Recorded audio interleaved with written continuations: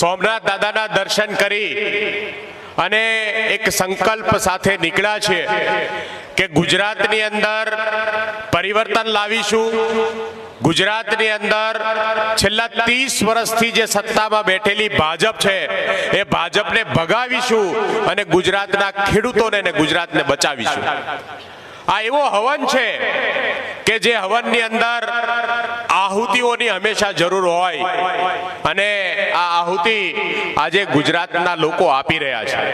છેલ્લા 30 વર્ષથી જેમને આપણે સત્તામાં બેસાડ્યા એ સત્તામાં બેઠેલા લોકો હવે પોતાના જાતને શહેનશાહો સમજે છે, પોતાના જાતને માલિક સમજી બેઠા છે અને એટલા માટે આજે આપણી જે સ્થિતિ છે એ સ્થિતિ બદલાઈ નથી। આજે સૌરાષ્ટ્ર પંથકના ગામડાઓ હોય, ઉત્તર ગુજરાત હોય, આદિવાસી પટ્ટો હોય કે ગુજરાતની અંદર ખૂણે ખૂણે જ્યાં પણ ખેતી કે નાનો માણસ જીવતો હોય એ આજે એટલી બધી પીડાઓમાં જીવે છે કે પીડાઓનો કોઈ પાર નથી। અને એટલા માટે આજે આ હવન આ આમ આદમી પાર્ટી નામની એક નાની એવી પાર્ટીની જરૂર પડી છે।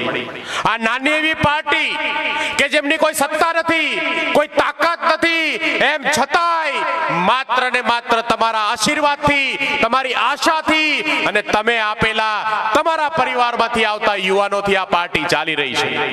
આ પાર્ટી આજે એટલું મોટું વટવૃક્ષ બની રહ્યું છે કે સત્તામાં બેઠેલા લોકોને હવે એનો ડર લાગે છે।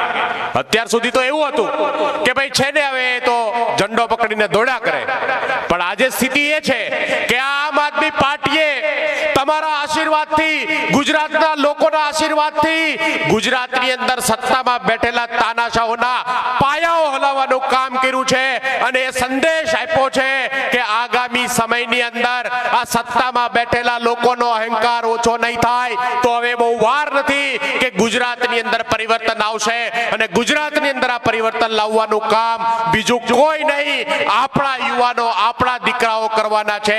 સામાન્ય ઘરમાંથી આવતા યુવાનો, સામાન્ય પરિવારમાંથી આવતા યુવાનો જે આ પીડા લઈને ચાલે છે એમની જવાબદારી આજે ગુજરાતની જનતા એમને સોંપી છે અને આ પરિવર્તન આગામી સમયમાં આવીને રહેવાનું છે।